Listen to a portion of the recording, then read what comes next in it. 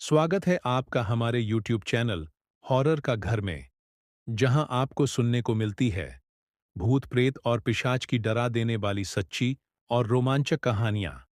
अगर आपको ऐसी ही कहानियां सुनना पसंद है, तो आप हमारे YouTube चैनल को सब्सक्राइब जरूर करें। तो आइए सुनते हैं आज की ये डरा देने वाली रोमांचक कहानी। कहानी को अंत तक जरूर सुनें, ताकि आप भी आपके साथ होने वाली ऐसी ही किसी घटना से सावधान रहे और उसका समाधान भी आपको मिल सके। तो आइए सुनते हैं आज की ये कहानी।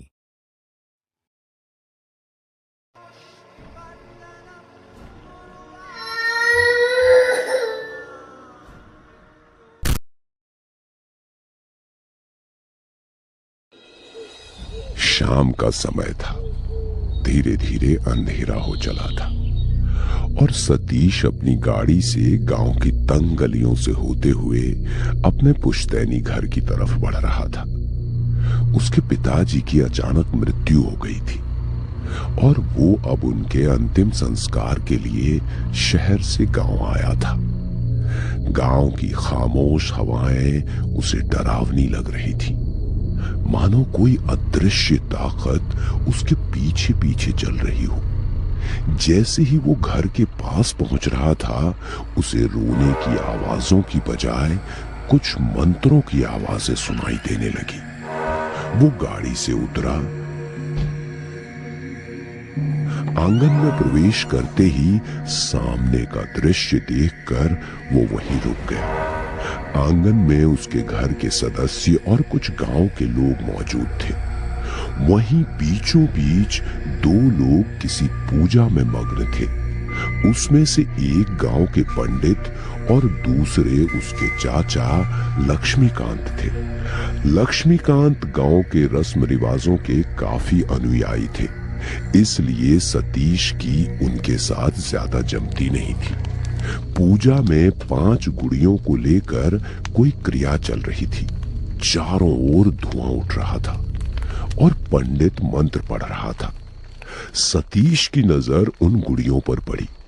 गुड़ियों के चेहरे कुछ अजीब और डरावने लग रहे थे, मानो उनमें जान हो। ये सब क्या है काका? पिताजी की मृत्यु हो चुकी है, हम पर इतना दुखों का पहाड़ टूट पड़ा है और आप यहाँ ये सब ड्रामा कर रहे हैं। उसके चाचा लक्ष्मीकांत उसकी बातों से भड़क गए। ये कोई ड्रामा नहीं है सतीश, जबान संभाल कर बात करो।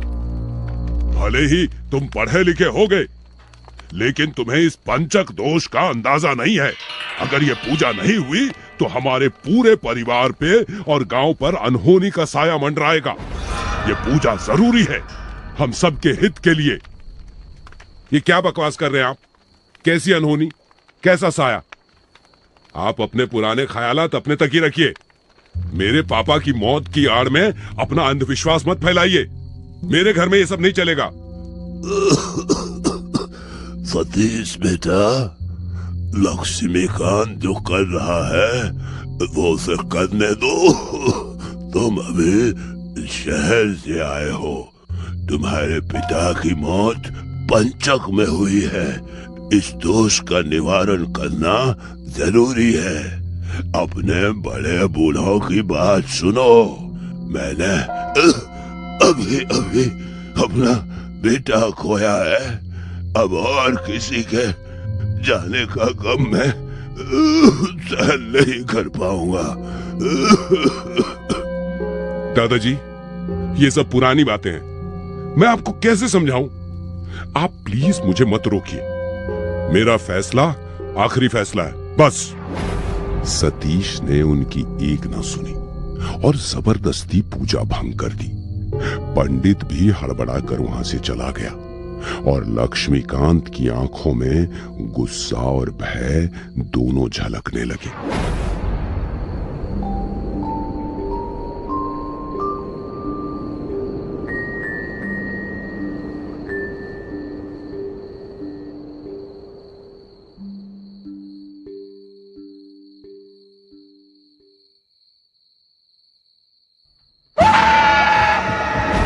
वो दौड़कर बाहर गया, जहां उसके दादा जमीन पर गिरे हुए थे।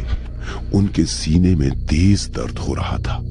सभी लोग उन्हें घेर कर खड़े थे और उन्हें समझ नहीं आ रहा था कि क्या हो रहा है। कुछ ही मिनटों में दादा ने आखिरी सांस ली। डॉक्टर ने बताया कि यह हार्ट अटैक था। सतीश स्तब्ध रह गया। वो खुद को समझाने की कोशिश कर रहा था कि यह महज एक संयोग है, लेकिन उसके चाचा का चेहरा ये कह रहा था कि ये सब कुछ इतना सामान्य नहीं था। देखा तुम्हारे जिद का नतीजा। मैंने तुम्हें पहले ही चेतावनी दी थी। अब देखो, पहली मौत हो चुकी है। मेरा बड़ा भाई खोए हुए कुछ दिन हुए और उतने में ही मैंने अपने पिता को भी खो दिया। आप अभी तक उसी बात पर अटके हुए हैं। दादाजी की मौत हुई, इसमें कोई अंधश्रद्धा का हाथ नहीं है। वो बूढ़े और कमजोर हो गए थे और पापा के ऐसे अचानक चले जाने से उनको धक्का लगा था। आप प्लीज अपनी ये दकियानुसी बातें अपने पास रखिए। पहले ही हम सभी लोग बहुत दुख में हैं। ये कहते हुए सतीश वहां से चला गया।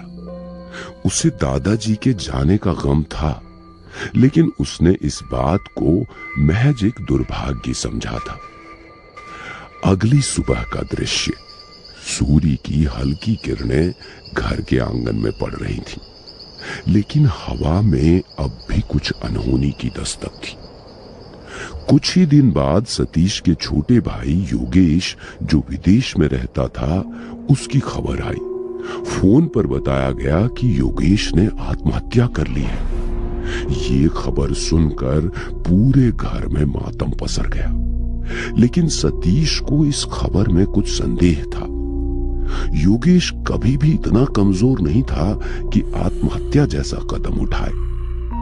सतीश ने जब विदेश में अपने दोस्तों से बात की तो पता चला कि उसकी मौत काफी रहस्यमयी थी। उसके कमरे में कोई सुसाइड नोट भी नहीं मिला था।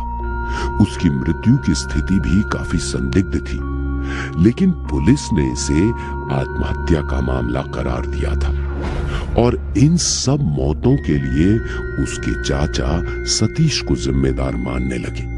सतीश और उसके चाचा के झगड़े अब बढ़ने लगे थे। सतीश का मन अब भी इस बात को मानने को तैयार नहीं था कि ये किसी श्राप का परिणाम था, लेकिन उसके चाचा और परिवार के बाकी लोग अब पूरी तरह से यकीन करने लगे थे कि ये पंचक दोष का परिणाम है। तीसरी मौत का दृश्य। रात का समय, चारों ओर अंधेरा और सन्नाटा। हवा में अजीब सा भारीपन महसूस हो रहा था। सतीश के पिता के एक पुराने दोस्त सुरेश अंकल, जो गांव में रहते थे, अचानक उनके साथ एक भयावह घटना घट गई। एक रात सुरेश अंकल जब अपने घर जा रहे थे तो रास्ते में उनके ऊपर चोरों का हमला हुआ और चोर उनको वहीं मरता हुआ छोड़कर भाग गए। वहीं तड़पते हुए उनकी जान चली गई। ये घटना पूरे गांव में सनसनी मचा गई थी। अब तक सतीश भी विचलित हो चुका था। ये 3 मौतें किसी श्राप जैसी ही लग रही थीं, लेकिन उसने अब भी इस अंधविश्वास पर पूरी तरह विश्वास नहीं किया था। वो खुद को समझा रहा था कि ये महज संयोग है, लेकिन उसे अंदर से डर लगने लगा था कि कहीं ये सच ना हो। अगली सुबह हल्की बारिश हो रही थी। गांव में धुंध छाई हुई थी और घर में मातम का माहौल था। कुछ ही दिनों बाद सतीश के पड़ोसी, जो हमेशा उनके परिवार के करीब रहे थे, उनकी भी मौत हो गई। ये मौत भी अजीब परिस्थितियों में हुई। वो अपने घर में सो रहे थे और रात के वक्त अचानक उन्हें सांस लेने में तकलीफ होने लगी। डॉक्टर ने बताया कि ये एक असामान्य तरह की सांस की बीमारी थी, लेकिन पूरे परिवार को ये महसूस हो रहा था कि ये भी उसी श्राप का हिस्सा है। अब सतीश के मन में भी डर पनपने लगा था। उसे लगने लगा था ये सारी घटनाएं किसी प्राकृतिक घटना का परिणाम नहीं है, बल्कि कोई अदृश्य शक्ति उनके परिवार को निशाना बना रही है। रात का दृश्य। सतीश के चेहरे पर घबराहट साफ दिख रही थी। घर के अंदर अजीब सी हलचल हो रही थी, जैसे दीवारों में कुछ फुसफुसा रहा हो। उसे अपने फैसले पर संदेह होने लगा था। घर में भी कोई एक दूसरे से ठीक से बात नहीं करता था। उसके चाचा तो उसे आते जाते ताने देते और इन सारी मौतों के लिए कोसते रहते।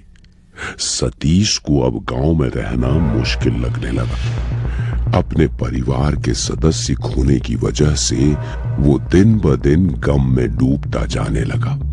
आखिरकार एक दिन उसने इस माहौल से दूर जाने के लिए कुछ दिन शहर जाने का फैसला किया, ताकि कुछ दिन शांति से बिता सके। उस दिन बारिश हो रही थी। सतीश अपनी कार लेकर शहर के लिए निकला।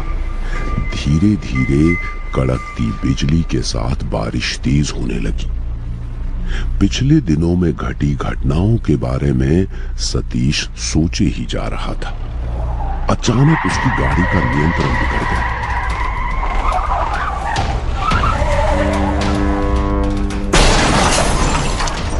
और सतीश की मौके पर ही मौत हो गई। सड़क पर फैला खून, टूटी हुई गाड़ी और सतीश का बेजान शरीर। आसमान में बादल गरज रहे थे। तेज बारिश शुरू हो गई। इस अंतिम मौत ने पूरे परिवार को पूरी तरह से तोड़ दिया।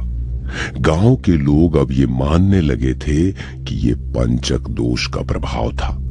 सतीश का परिवार अब भी उन 5 गुड़ियों की पूजा ना करने की गलती का दोषी मान लिया गया था। गांव के लोग अब भी उस घर को देखकर खामोश खड़े रहते हैं। कहते हैं कि जब पंचक दोष की पूजा नहीं की जाती है तो उसकी सजा बहुत भयानक होती है। और सतीश के परिवार के साथ जो हुआ वो किसी श्राप से कम नहीं था।